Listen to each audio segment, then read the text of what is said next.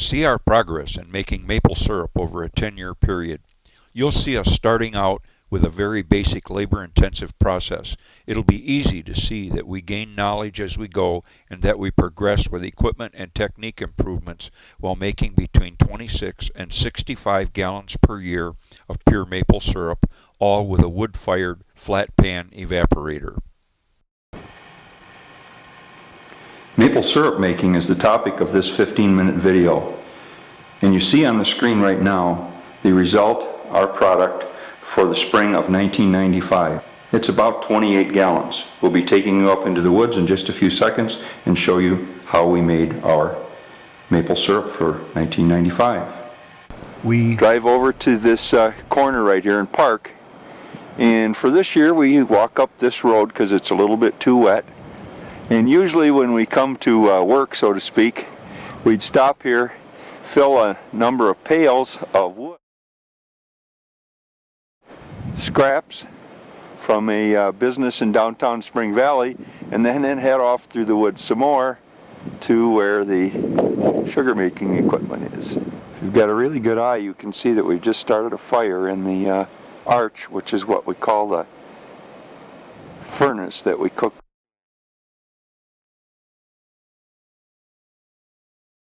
The fire that we cook the pan over.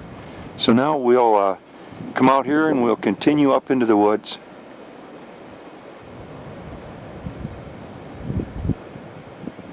Up into that area that's dead ahead, and we'll collect some sap. We're now up in the woods, and you can see Sharon standing there while I take these shots. But when we first started collecting sap this year, we started pouring it from the trees into pails, putting it into 55-gallon drums, and then loading those drums on a tractor way up there where we'll be going in a minute, and then driving down this road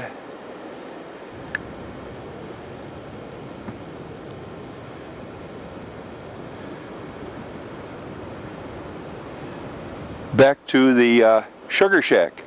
But as you can see, these trails got very, very deep, and we ended up getting the tractor stuck a few times, and it was a little hazardous because the weight of 400 to 800 pounds of syrup on the back end of the tractor would tip the front end up in the air, so we had to change what we were doing. So the process we're now using is to feed the sap through a black pipe, and you can see that pipe crossing the creek right here and going on up into the sugar bush. The pipe, of course, crosses the creek here, and this is the proverbial fallen tree, which, honest to goodness, fell all of its own accord across here, which is our bridge to get across the creek and get up to the sugar bush. Here we are at the collecting station. This year we have only one collecting station. Next year we'll extend this pipe another 200 feet to the south, which is up the hill in our case, and we'll have 4 of these things. This collecting station is a 30-gallon container with a unbleached muslin filter on the top, and then of course there's a connection down to the pipe and on down all the way to the sap cooker. Extra filter there hanging on the tree. So let's just take a little pan around the sugar bush, and you can see the pails on the trees. Little glimpse of them all throughout the sugar bush. They have a blue plastic bag that's made into a cover by cutting it out to be just stretchable over the hole.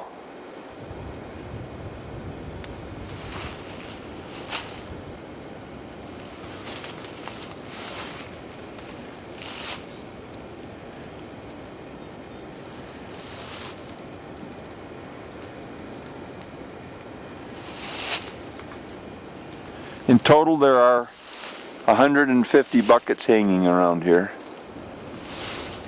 and depending upon the amount of sap in each bucket, it may take us from an hour and a half to maybe 3 to collect. Sometimes those buckets, which are almost a 4-gallon bucket, there's an upside down one, Sometimes there will be as much as 3 gallons in a bucket, and on the same day that some trees may hold, let's say 2 gallons, some trees buckets may be almost empty. Number of buckets per tree varies with the diameter of the tree. They say that about an 8-inch tree can handle 1 bucket, and a 12-inch tree can handle 2 buckets, and maybe a 15-inch tree can handle 3. The greatest number of taps that we have on any one tree is 3.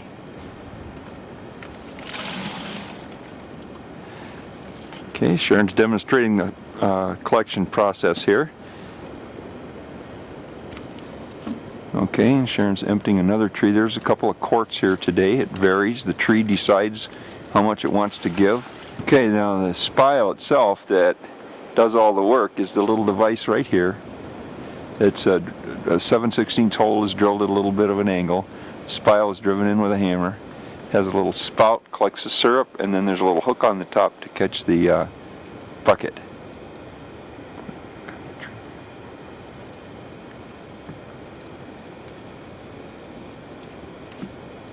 So we just would do that 150 times and we're done collecting sap.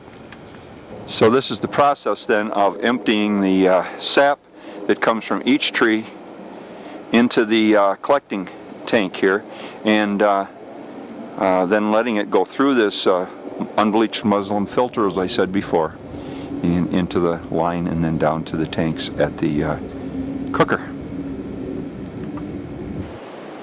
to the sugar house. A run of pipe. The pipe is in the air in order to get us some height so that we can collect right into barrels. So here we're about 3/4 of the way down the pipe, and as we see the pipe to the end, here's the whole operation.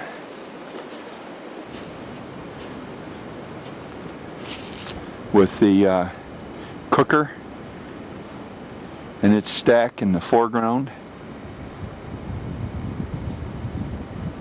a little shelter we've made, an old hay wagon that supports the barrels so that we get some height so that we can siphon down into the cooker, and our little finishing shack, which is about a 6x10 once upon a time Burlington Railroad switchman shack where we do the finishing.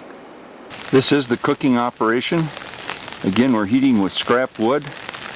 We put it in the fire right there, and then those 2 pieces of metal we use to regulate the amount of air coming in. There's a damper in the hood here that allows us to regulate the amount of heat going out.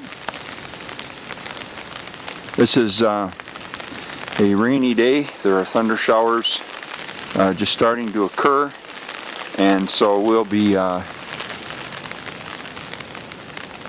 typically cooking right through the rain on this kind of a day.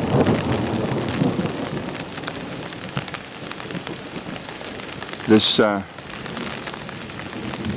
pan is 30 inches wide and 6 feet long and a little over 6 inches deep, and it holds about 50 gallons of sap.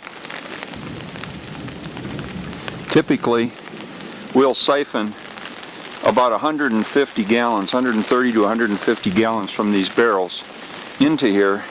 Of course, a little bit at a time, fill it up to 50 gallons, let it go down to 30, add more and more, so that we end up, and we have about a 2% sugar ratio. Maple syrup is 65%, so that's about a 30-to-1 ratio. So we have to boil away 150 gallons of sap to get 5 gallons of maple syrup. And that takes about 10 or 11 hours with this particular setup that we have here. Firing with 2 5-gallon pails full of wood scraps from our wagons over there about every 10 minutes. We have to watch this mixture very carefully as it boils down toward the end. We're after a syrup concentration or specific gravity of 32 balm, and we have a hydrometer which we stick into a thermos bottle, pour that full of syrup to check as we get a little closer toward the end. And you people who cook candy at home know what a candy boil is like. Well, imagine what it looks like with this whole thing at a candy boil. Now that's what we're after here. So once we reach that point and our hydrometer starts to float in the syrup and is anywhere from around 29 to 30 and a half balm, we'll pour it out into typically a 4 to 5 gallon container and take it into the little finishing shack to complete the process. Shot of the operation with the steam coming off of everything and the fire glowing and so on. So now we'll take our product over to the finishing shack. We're in the finishing shack, and we're doing finishing on just a couple of quarts of syrup that aren't quite ready. So you see in the background that is boiling in a 4-gallon cooking kettle that we usually use for this finishing operation. And Sharon is holding the thermos bottle which has the balm hydrometer in it. So honey, would you please show us the hydrometer so we can get an idea of what we're talking about? Good. And we can see here that it's calibrated in degrees balm, and there's a red line there at about 32. The other red line above 35 is the same specific gravity, but that's when the syrup is down to 68 degrees, so that you can check it in the house. So now we'll continue to cook here and test the solution to see when it is right on 32 balm, and then we'll bottle it. Here we go. Now we're testing. We've got it full. We're looking at the 30 and a quarter, so we've got just a little bit of boiling to do yet. What I'm going to do is to just show you how the boiling looks like. Now normally this would be about 3/4 full, but we're just working with 2 quarts here, so we want to watch it very carefully. But that's the kind of boil that's going on. And what we're looking for is a candy boil, which is, hopefully we'll get to in just a minute or two here, which is really a foamy, frothy looking boil, and that occurs at just about 32 balm. Okay, now here is a candy boil. 2 quarts of syrup have boiled up to be about half the height in the pan. So we'll double check that specific gravity and can it. Going to make our final test here.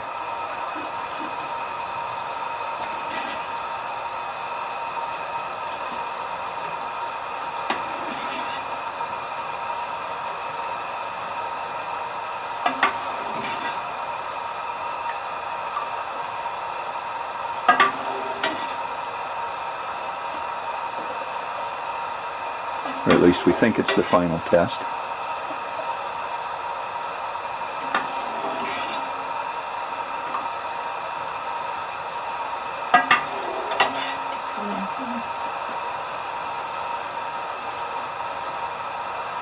Slightly over. There we are. Not enough over to worry about.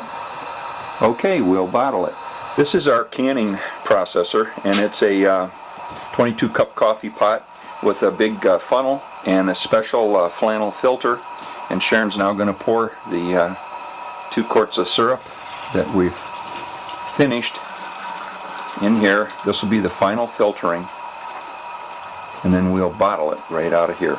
The reason for filtering is to get rid of any small particles that might have fallen in during the cooking process, or sugar sand and other chemicals that precipitate out during the cooking process. One of them is again called sugar sand, which is a calcium salt, and would keep the syrup from being nice and crystal clear.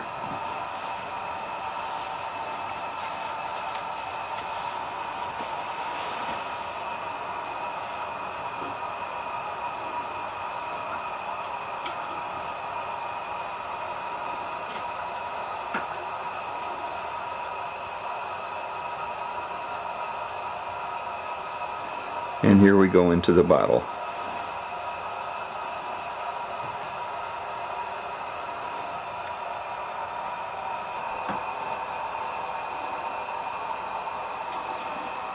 Just as in canning, in this case we're using the Kerr ball jars. Sharon will put the cap on tightly. The syrup is at over 180 degrees, which it must be to bottle it, and then she'll turn it upside down, and that will prove the seal. Wow, that was a lot of work. Now let's make some serious improvements around here. 1995, It's about October 8th. And we're out in the South 40, out across from our house, in the area where we were making maple syrup last year. I reported to you last year about making maple syrup. I was all out of breath standing in the middle of this field, and we were looking into the woods, which is to your left. And the reason that I was standing out there was to tell you how much effort we put in going up and down the road here to get wood and materials and bring out syrup and so on, because we couldn't drive any vans and things up into the woods. Well, this year we've made some improvements, and we're really just getting started, but we'll take on a little tour of the improvements that are in place now and the ones that are coming. This spring, this road, which goes up into the woods, was nothing but mud about 1.5 feet or 2 deep. So if you'll bear with me as I jiggle a little bit here, we will go up and see what's happening here. And as you can see right now, this part is flattened out pretty good, and this will soon be covered with sand and crushed limestone, so it'll be a good 4-season road. We're walking up to an area right now that has been leveled, of course, getting rid of all the tracks, and sand lifted, so it's ready for the crushed limestone, which will come this week. And here we're talking about 50 cubic yards or 5 truckloads in here. And in order for the trucks to come in, Sharon and I spent many hours getting rid of all the brush for about 4 to 6 feet on either side of this road before the gravel trucks would come in. As you can see, it's quite easy to get a motor vehicle up here now. Here's our old van coming into view. This little walk is about 300 feet long by the time I get up to the top. You can see there's a tractor parked up there. We've been going up and down all winter, or all summer long, as we worked on the road and so on. Coming to a little bit of a fork in the road, and in the background you can see the evaporator stack just above the drums, which we won't need to use anymore. And the sand lifting continues, so we've got a driveway up and back the way the tractor is parked. And then as we move over here to the left, this is where things really start to change. The finishing house was here last year, but if we go back over to the right here, in back of the evaporator was a hay wagon, and the drums were sitting on top of the hay wagon, and then our pipeline from up in the woods to the back in this picture fed those drums. It's all going to be very different this year. This is the site of our new sugar house soon to be. The little finishing shed will stay about where it is, but there will be a new 20 by 24 foot building here, a pole building, with a 2 foot overhang, on all 4 sides. And you can see from the batter boards right here that it's all laid out. The strings are all laid to the exact dimensions of the house, of the sugar house. And although you can't see it quite so well, all the holes are dug, and those holes are, there are 12 of them, and they're 4 feet deep. And we'll insert 6-inch square posts into them and then build this house. To make things easier, of course, we now have a road. We'll be able to come here at all times of the year, but we also decided we'd store our wood ahead of time. So this is sort of a corn crib-like affair made out of snow fence, and you can see some of the snow fence there laying on a pile of wood. And under this tarp, under this 17-foot circle, are many wagon loads of scrap lumber. The tarp back a little bit so that you can get an idea of the amount of wood in here. There are about 10 large wagon loads of wood in here right now, and more to come. This is the same sort of scrap wood that we burned last year, that burned very fast and furiously. But now, as you can see, it's only about 10 feet from the site of the new sugar house. As you'll remember, again, last year we talked about mud and goop a lot, and we don't want to have that problem this year. So it's a little hard to see in amongst all the leaves, but here is a soil diversion that's about 150 feet long that we built to make sure that no water runs onto the site where the new house is. And just to add a little bit of interest here, on the trailer that you see right there, are the poles for this building. There are 8 6x6x14s and 4 6x6x16s on that trailer, treated poles, and they will make the basic support structure of the building. We talked about the pipeline, and it's still there, and it'll be improved by adding 4 collectors up in the woods where we only had 1 last year. But this year, instead of running to the 55-gallon drums one at a time, there'll be another improvement. The 4 boards that you see on the ground cover 4 12-inch diameter, 4-foot deep holes that will soon have a platform on them about 4.5 feet in the air, and on that platform will sit a 1,000-gallon fiberglass tank, and the pipeline will feed that tank. The tank in turn will directly feed the evaporator, which of course will be installed in the house in the corner closest to us in the sugar house. So we'll wait a few days and we'll see what the place starts to look like when the poles are in the ground and the trusses arrive. Well, it's the 4th of November 1995, and I'm standing up in the woods at the just about the head of our new driveway, and as you can see, this is a nice gravel drive. We'll be able to use it all winter long and any time in the spring now. It's been sand lifted, and 100 yards of, about 70 yards of crushed limestone. As we come up the driveway here, it's 2 o'clock in the afternoon, you can see my shadow. We now have a driveway going over to the sugar house, which has come along quite a way since you saw it last. There's a Y in the driveway with another about a 75-foot drive, and Rick's van is parked here, and the motorhome is in back of it, and right now it's full of the little kids and Mary and Mom, and it's nice and warm in there, and the generator's running, supplying us with electric power to do the construction. And we'll go over there and see what Rock and Rick are up to. There's Rock warming himself at a nice little toasty fire that the boys have built here, and they're preparing to put up the second truss, and by the end of today we should get all of them up and a few of the purlins up too, and so it's now going to start to look like a building. This is another view of the building site. The boys have just eaten lunch, and you can hear the generator and the motorhome in the background and see shadows and stuff inside the motorhome. This here is maybe the roof of the old cook shack. What is? Right here. Oh, yes, right. This sky is the roof of the old cook shack. Okay, do you have more to say? No, Okay. I'm sure you've got plenty. All right, here are the purlins stacked for the roof, and they'll start going up as soon as we put the second truss up. You can also see that, of course, the site is all leveled, and we filled that in with crushed limestone, and we have built the stand that'll support 8,000 pounds of maple sap at one time in a 1,000-gallon tank. So that's the progress that we have to date.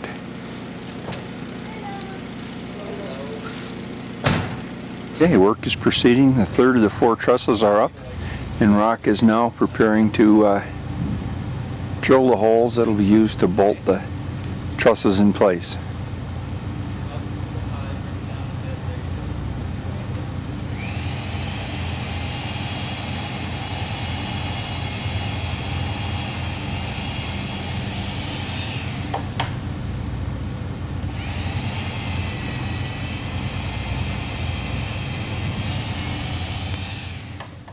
Well, it's now the 26th of November, and the ground stayed bare until last night at about 7 p.m. and then it snowed this inch.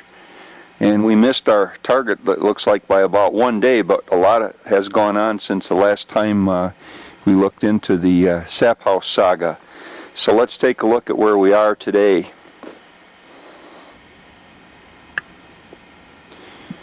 The trusses have all been put up, as you saw last time. Now all the purlins are in place, and the cupola is basically constructed and roofed with plywood, and it'll get roofed with metal over the plywood, but the plywood is there so that when the steam starts coming up through the vents in the cupola, it won't condense immediately on the on that metal. the plywood will temper it. So you can see that we've got one piece of steel laid up there, and today's challenge will be to get the basic roof steel on all over. And then we will consider that we've got enough done and we can withstand almost any weather for finishing the building up. But it'll be a little tricky because there is a little bit of snow on every purlin, and that makes everything just a little bit slippery up there. We'll try to sweep that off before we go up there and get a lot of work done. We have to square the building up. You may be able to see there's a come along and a chain stretched kind of kitty corner across the building, and we'll put one more of those in to get the building absolutely square before we actually fasten down that first piece of metal. Another view of the building that shows the cupola at a little bit different angle, and right in front of us there'll be an 8-foot door, and along this side, which is the west side of the building, there will be 3 34 by 68 windows, so that almost that whole wall will be a solid pane of windows almost 3 feet high. So we'll see what the...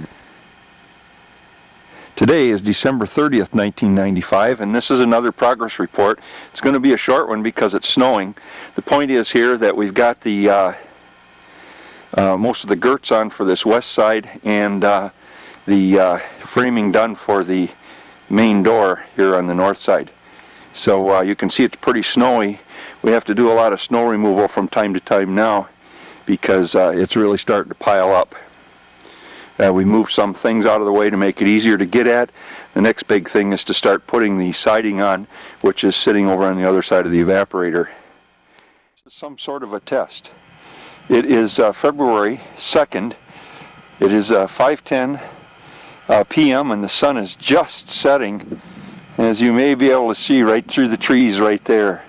The temperature at the house when I left a couple of minutes ago was 21 below, but it's 6 or 7 degrees colder down here. I've got to go up to the sugar shack now and see how it's going. So we'll just shoot my way up here. I don't even know how long the camera will continue to work in this cold, but we've got a lot of snow here. So I'll turn this thing off for a minute while I go up to the sugar shack. We closed the place in last week, and we haven't installed the windows and doors yet, but you can see they are covered, so we can work in there in some kind of comfort. We put on some temporary doors. They still need hinges on the cupola, but we could use them if we had to by just popping them out of the way. Obviously a shot of the building from the south, and you can see that it's closed in and we've got our window installed there. We've got some screws to attach yet and trim to do, but the building is basically usable.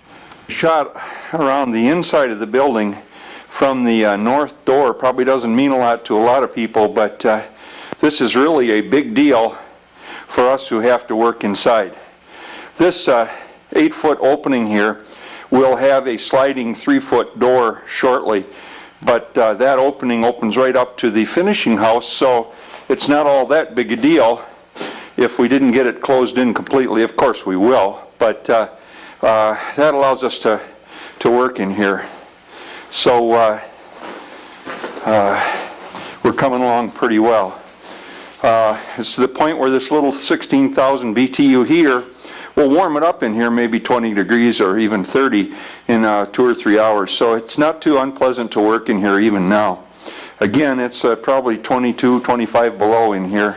As we look, you can see all the nail holes that we'll have to plug because we used steel, and we had to do so much fitting that we weren't really able, or at least didn't take the time to match it all up. So we'll use some gray colored caulking and close those up later. It doesn't really matter a lot one way or the other. So we're really satisfied with our progress now. Eventually, up above where we have the cupola doors, those doors will be hinged and there'll be ropes and pulleys, so we'll be able to let them down to let the steam out once we have the evaporator installed. So I think that's it for now. Today is February 18th, 1996. And this is the next installment of the sugar house, and as you can see, we're looking right at the main doors of the sugar house, and we've got enough of it completed that if we did no more construction, we could now make maple sugar. Over the last couple of weeks, we've had very cold and very warm weather, and during this time we've installed the new windows, which make it nice and bright inside, and of course the doors. And we'll take a look at the other side of the house. Alright, as we take a look along the east side of the house, we can see that we've got the sliding door installed here. It's a 4-foot wide door. We have yet to install the hardware, but the doors certainly work and allow us to work in the building.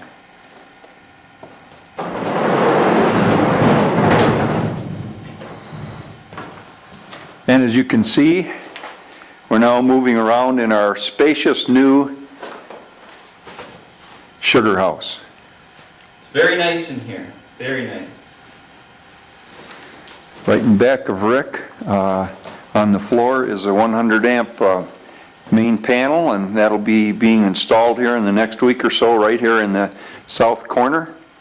And we'll have our own 100 amp electrical service here very soon. You can see on the floor, these are the extensions from the evaporator. It's now time to bring the evaporator into the building. This is a view facing the south, and Rick now can look outside to the south through the new window that's in that end of the building. So we're going to have a nice bright place to make maple syrup. The board that Rick is just about to trip over is the finished height for the floor underneath the evaporator, and that's the approximate location that it'll take. The evaporator's out there right now. And the evaporator, if we take a look through the bright windows, is right out there. It's all cleaned off. It just needs a pull of a big tractor to get it moving out of there so we can drag it in. That's the next job we have. Here it is, April 19th. We're getting some company. Looks like maybe it's a sun. And here we are up at the sugar bush, again April 19th, 2001. And we're just going to look around the sugar bush on the last day of the year here. So right ahead of us is the trackster that we use to go up into the sugar bush and do most of the working back and forth, because the sugar bush is 700 feet up that way. So here's the operation now. A couple of years ago we added on to the building, putting wood storage in here, and you can see about 2/3 of our wood is gone. This is one of the lower production years that we've had. Looks like we may end up with 38, 39 gallons is all. But at any rate, you can see that evening's coming on. There's light in the sugar house, and we'll go in there in a minute. I'm going to do a scan. There are about 8 taps that we use here as kind of gauging trees in the area right close to the sugar house, which is in back of me. And there's the 8th tap right there in the wood pile, and we find that those 8 taps give, we multiply that by 40 or 50, and that's the collection amount that we're going to get for that day. Now as I walk around here, you can see the finishing house come into view. This is where we take the syrup that's been converted from sap and turn it into exactly maple syrup. And if we walk around the back, and excuse the trash here, there's the propane that heats the bottling equipment. Here's the tank that we use to store the sap. Here's a view of the sugar house showing the line coming from way up, 700 feet away up in the sugar bush. Now you can see the cupola with the doors open, and I don't know if you can see the heat coming out of the chimney or not, but we are cooking as we speak. And this is our little abode for about 5 to 6 weeks a year. It's fairly dry in there, in fact nice and dry. We made a soil diversion or a berm here to feed any surface water into our little creek. This is the trail that goes to the south and up into the sugar bush. This is the lowest of our 4 collection stations. You can see the pails with their lids scattered all around the woods. We collect into these 700 feet down the pipeline to the 1,000 gallon tank that we looked at earlier. Now if we look up the pipeline, we see more pails and the flag that describes the next collector, and so on up the hill and over to the east where there is yet another collector. And more and more and more and more and more and more and more and more and more and more pails. The collector is a 30-gallon container with a muslin filter on the top.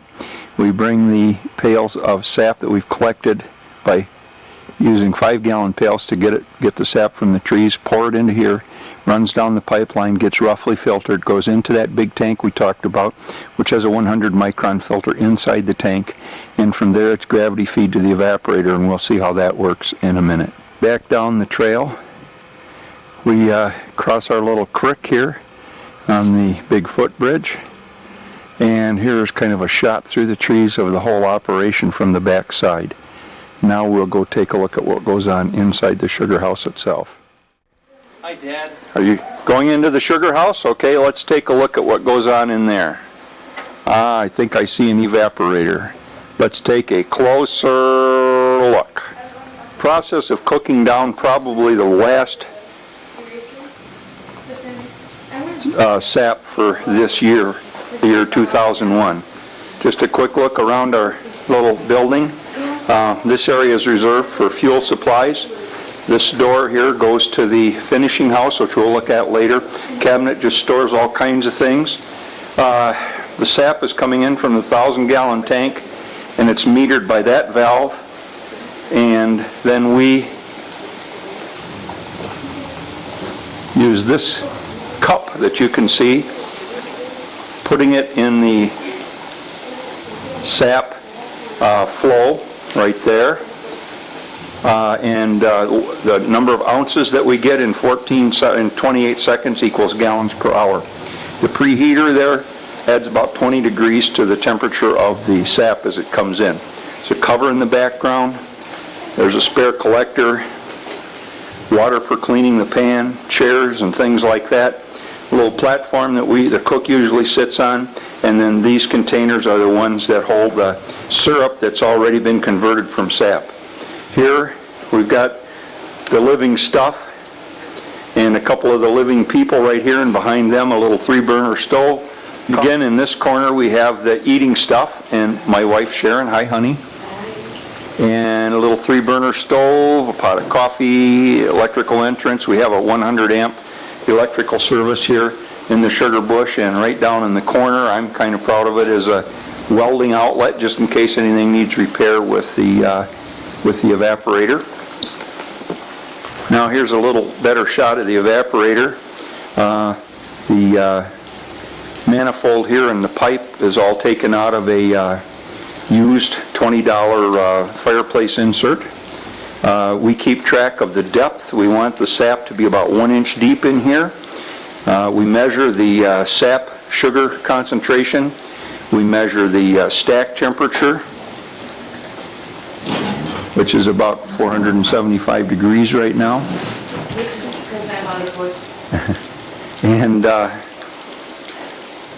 and several other variables. When we're done, when the sap is turned into syrup, we measure that viscosity too, looking for 66% sugar.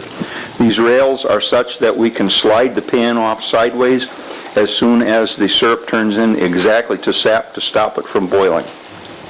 Looking up, you can still see a little bit out one of the cupola doors. It's not quite dark yet. And there's one on the other side also. There it is.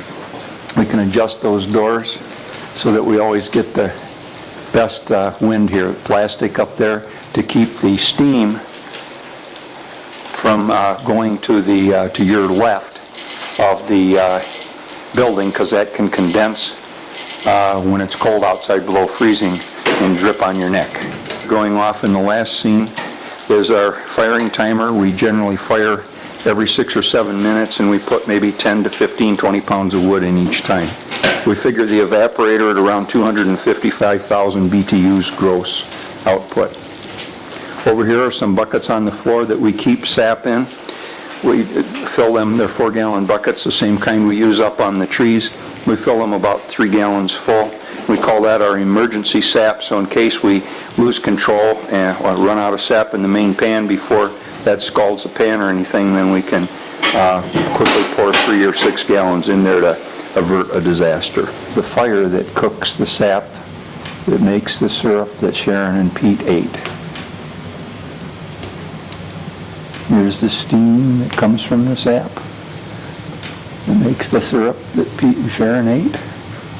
It was made from 2 mobile home trailer tongues, bent to the shape that you see here and welded together. The door was fabricated. There's a support for cast iron grates inside that you saw the wood sitting on. The pan is custom built. It's 2.5 by 6 feet length and width, and the depth is 6 inches. And we normally run the pan at about a 1-inch depth of sap. The deeper the sap depth, the harder it is to get the bubbles to come out. As I said before, the plenum there was all rescued from a fireplace insert, a triple wall fireplace insert, and the inside insert was stainless steel, and so is the pipe up to about there, and it's galvanized from there beyond. This building, the internal building, is 20 by 24 feet. The building is 20 feet wide, but we use 24-foot trusses, and they're installed, as you can see here, in order to give us a 2-foot overhang. So there's 2 feet of the truss on each side that hangs out beyond the building. That's a covered overhang, and that works out really nice in the winter. There's 2-foot overhang all the way around. My wife Sharon demanded some light in here, and so you can see we have windows all along the west side, so it makes it nice and bright in here and easy to see out. This is the door to the finishing house, as I mentioned before. This was all designed so that the finished syrup could go right into the finishing house and get bottled into a special 5-gallon container, and then finally bottled into retail containers up at our home. All of a sudden the doors open, and we can see that we walk right into the finishing house. Here's our 1,000-gallon tank, and this is a conversion so that we can read inches. We have a yardstick mounted on the tank at the proper position, and we can convert that directly to gallons received. It's a little dark out, but that tank is mounted right outside the finishing house door. And there's the feed line coming from the tank into the building, and you can see the yardstick right there.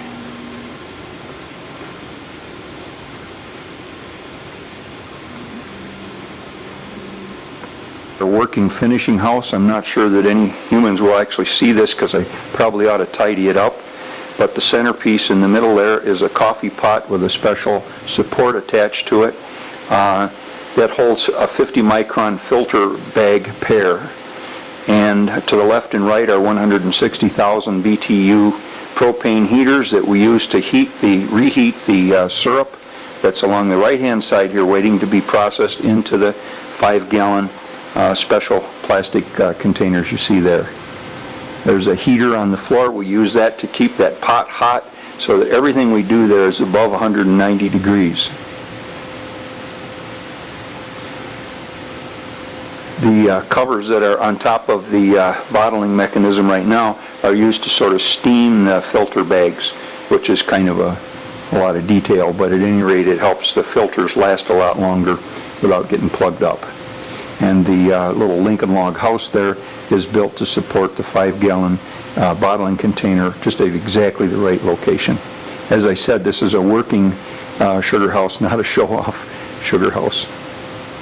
They seem like a small point, but here are the tools that we use to maintain the fire. There's an aluminum grain scoop here that we use to shovel ashes out. That piece of steel sitting right there is actually a door that is an air door that fits on the evaporator. I designed it to be used to control the airflow, but as it turns out, we could use all the air we could get. There's a handle of a long, specially designed skinny poker designed to pull ashes out from between the grate bars. There's a long, I guess you'd call it rake here, that's used to pull ashes out not only from the grate area but up and back in the tapered part of the arch. There are a few woodworking tools here, a maul to split pieces that are too big, and then we have some scrap dried oak wood here that we use for fire starting. We have all the modern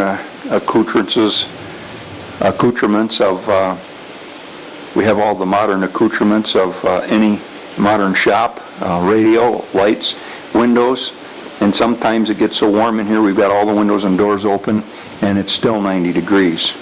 The thermometer on the wall right now shows 68 degrees, but that's looking mostly at the outer wall, so I can tell you right where I'm standing right now, about 5 feet from the evaporator, has got to be 110.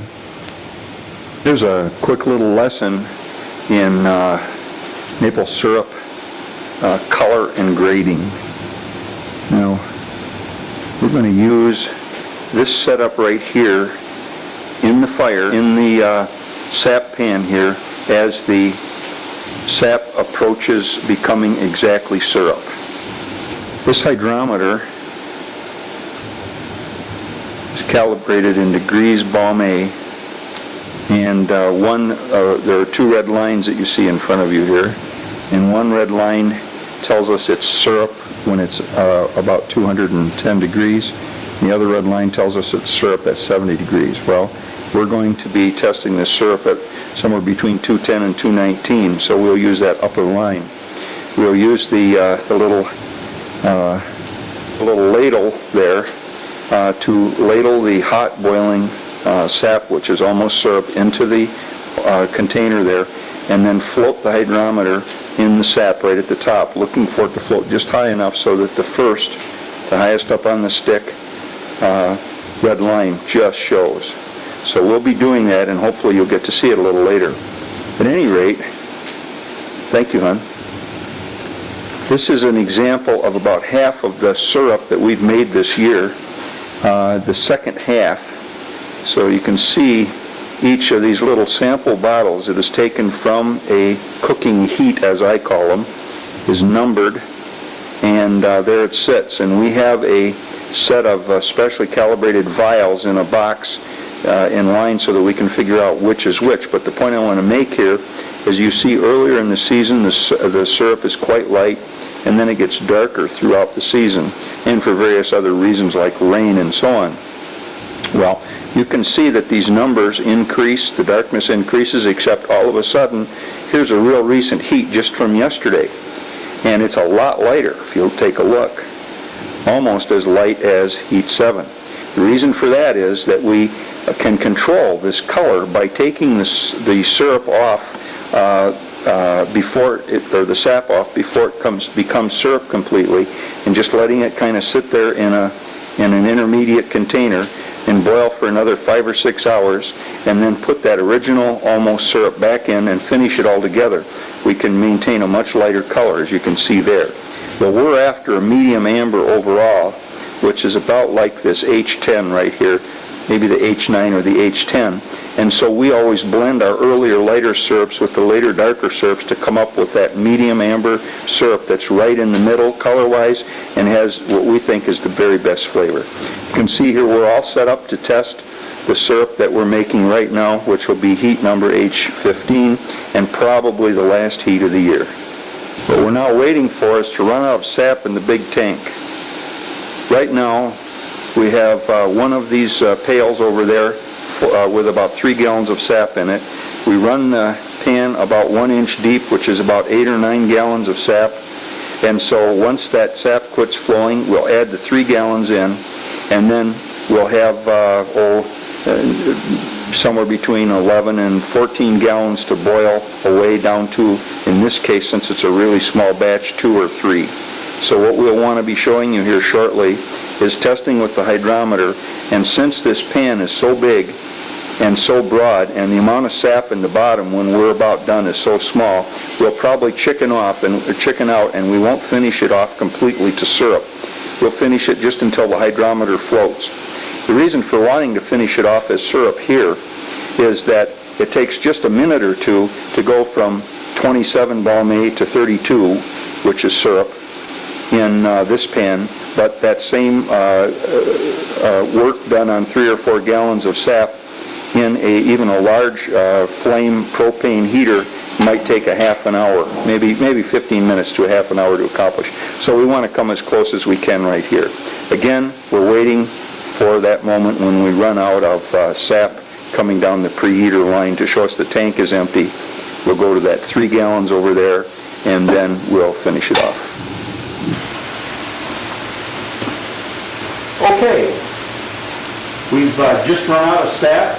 I'm checking the level in the pan to see if it's below an inch, and if it is below an inch, then I can add the last 3 gallons of emergency sap that we've been saving in case anything got out of hand. We're boiling at about 20 gallons per minute, and 20 gallons per hour, and that means that it takes about 3 minutes to boil a gallon out. So I'll be back in about another 9 or 10 minutes, maybe 15 even, because we want to go below an inch, and we'll start the finishing process. Okay, we're getting close to the final few minutes here, and I'm going to skim off the foam that forms on top of the sap as we boil it.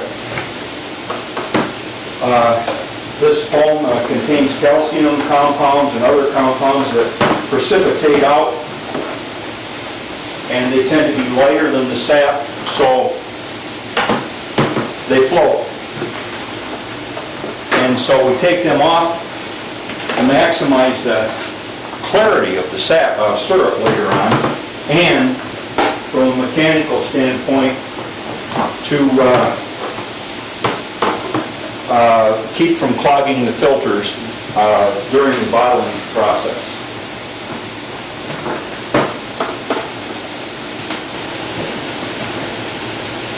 When the time comes to take the syrup off, we'll pour it into this pan. We'll just set the pan down here on the floor. We'll slide the pan off onto the 2 rails here. That'll stop the cooking immediately wherever we want it to stop. We'll turn this elbow down, which is a stainless steel pipe, and then tip up the pan on one end, and this syrup will flow right into the pan. This is such a simple process. When we had the pan made, we were going to put a valve and so on there, but it turns out that this very simple thing is totally trouble-free, and works out very well for emptying the pan. Okay, we're back. The sap level is down to about 1/4 or 1/8 of an inch in the highest spot in the pan. No flat pan that I know of is totally flat. So you really have to watch out that the bottom of the pan never becomes bare. The temperature, which had been running at between 500 and 550 degrees, is now between 650 and 700 degrees, and will probably continue to increase. So now it is time to watch very, very carefully here, and to keep stirring as we go.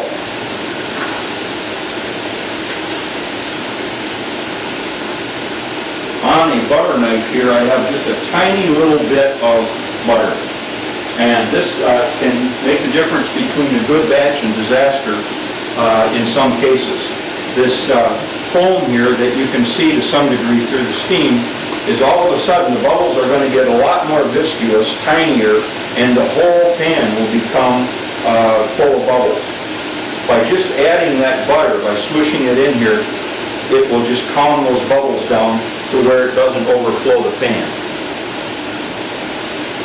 So now we're going to start gently stirring to make sure that this part of our particular pan, which is the highest, doesn't run dry. Maple syrup is maple sap that has been reduced by boiling enough so that it boils at 7 1/2 degrees higher than water does at that moment. So some people can actually boil water, read the barometer and what have you, and use a thermometer to measure when the sap is technically correct syrup.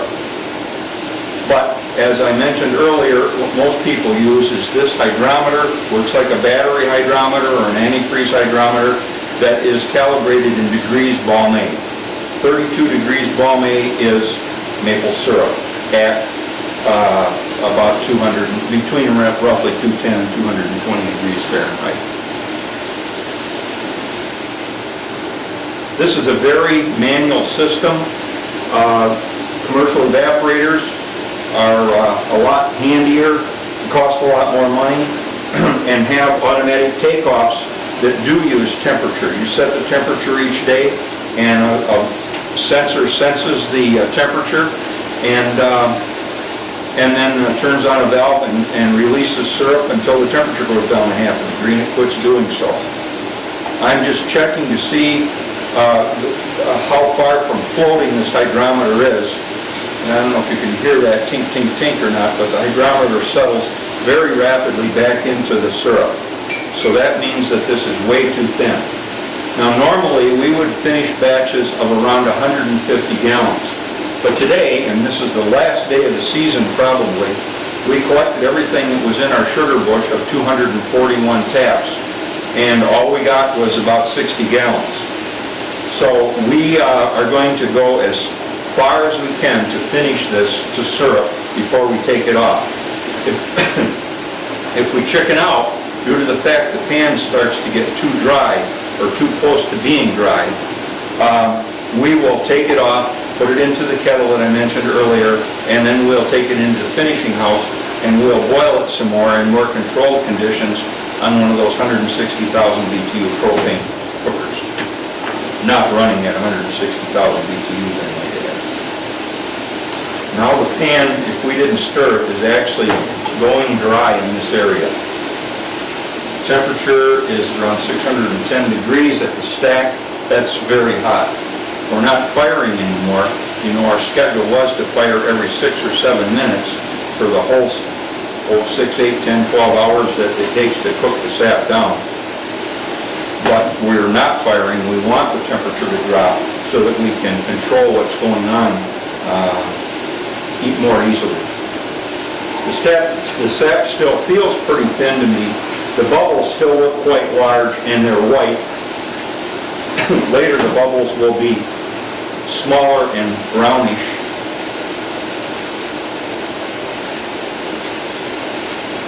Still got a ways to go before the hydrometer floats at all. If we get the hydrometer to float at all at about 25 degrees Balme, that takes a lot of work out of cooking in the finishing.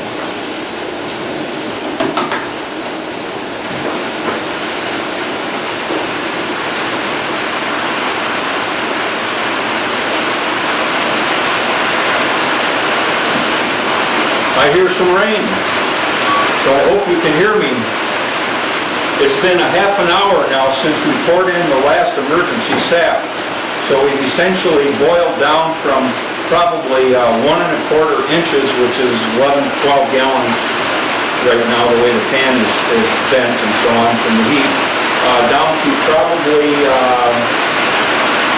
3 or 4 gallons.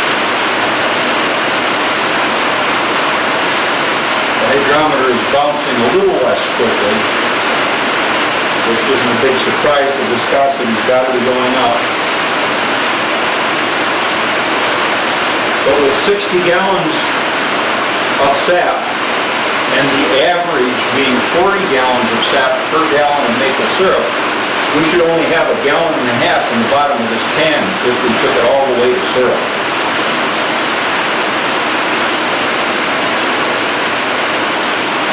Temperature is back to 550 degrees now, so that gives us a little more latitude here. Still not ready to float.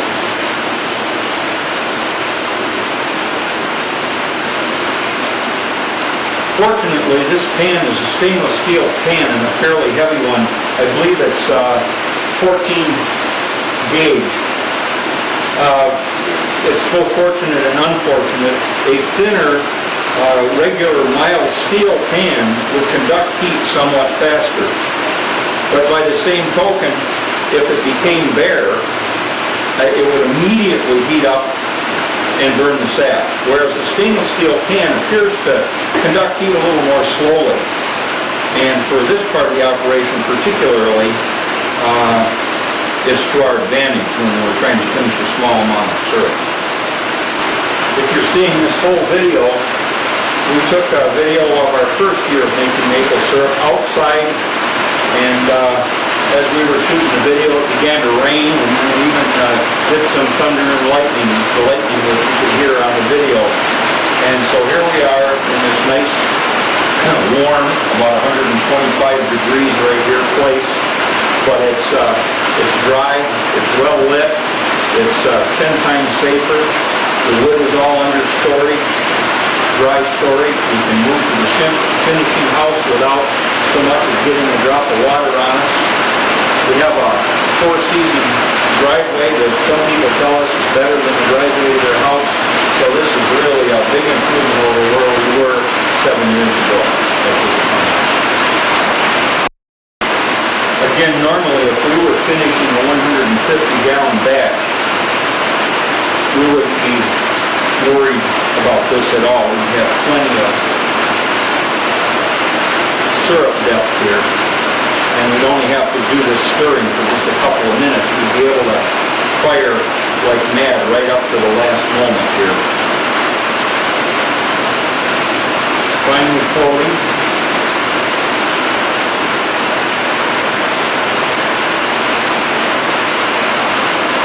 It's about 37 minutes since we added the last material. 25.5 degrees Valmet. 27 Valmet.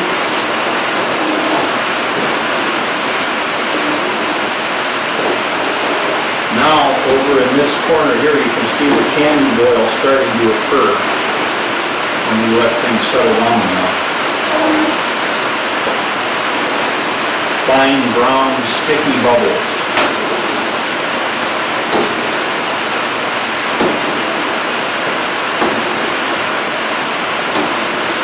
About 28.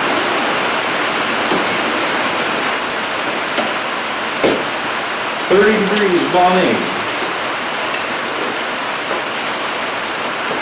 So if you can see this brown boil here, that's what we're talking about. And if we had a higher temperature and more syrup in here, we would see the pan film totally with this foam. It's kind of scary the first 700 times you see it, because you know it doesn't take much to get totally out of hand. That's it.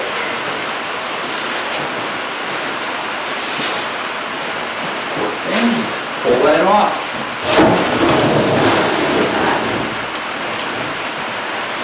Stop the cooking process immediately.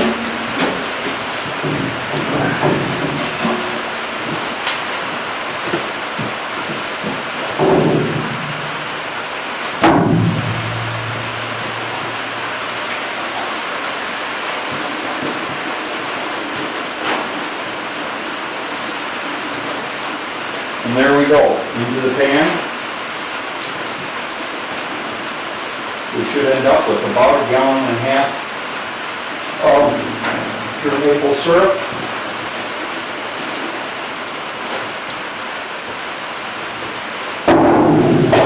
Which still needs to be filtered in 2 sets of 50 micron filters. And so here, hopefully for the camera, is our finished syrup.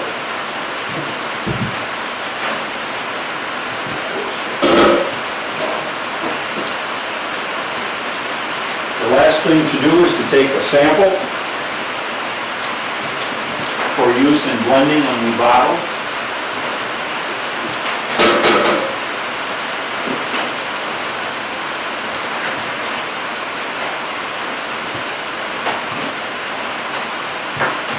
And you see it's quite light, quite